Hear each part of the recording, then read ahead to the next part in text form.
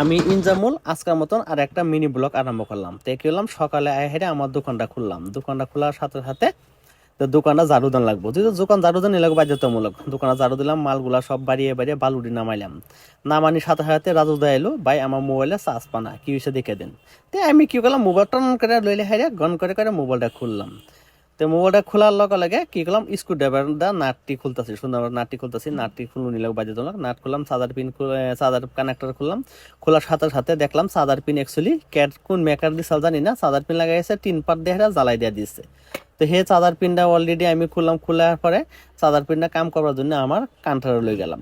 কান্টার সাথে আনার সাথে সাথে আমি মাইক্রো স্কোপ দিয়ে হাইরা, যেহেতু আমি দেখুম কোনটা কানেক্টর ভাঙছে, একটু চার্জার পিন খারাপ না কি খারাপ হয়েছে।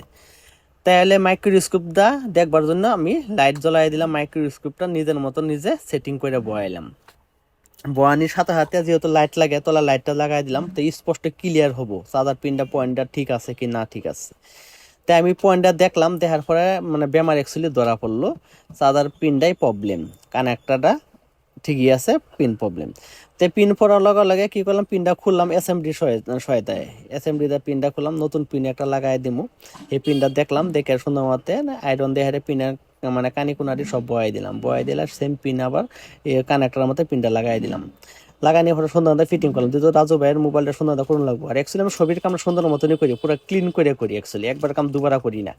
তো অলরেডি ডান হয়ে গেছে, মোবাইলটা পিন লাগাইলাম, মালটা ফিটিং করাম। ফিটিং করার পরে রাজু ভাই মালটা সমঝাই দেন লাগবো। তো রাজু ভাই আইলো, আয়ক ভাই সুন্দর মতো ফিটিং করে দেন। ঠিক আছে, মোবাইলটা টন হয়ে গেছে, মোবাইলটা সুন্দর টন করে ফিটিং করলাম। ফিটিং করার পরে সিম স্লোটটা লাগাই দিলাম। লাগাই নিতে সাথে সাথে ও কিন্তু আমার সামনে খাড়িয়ে গেছে। মোবাইলটা দাদা অন করলাম, অন করা হইলো, রাজু ভাইয়ের হাতে মোবাইল সমঝা দিলাম। Thank you so much.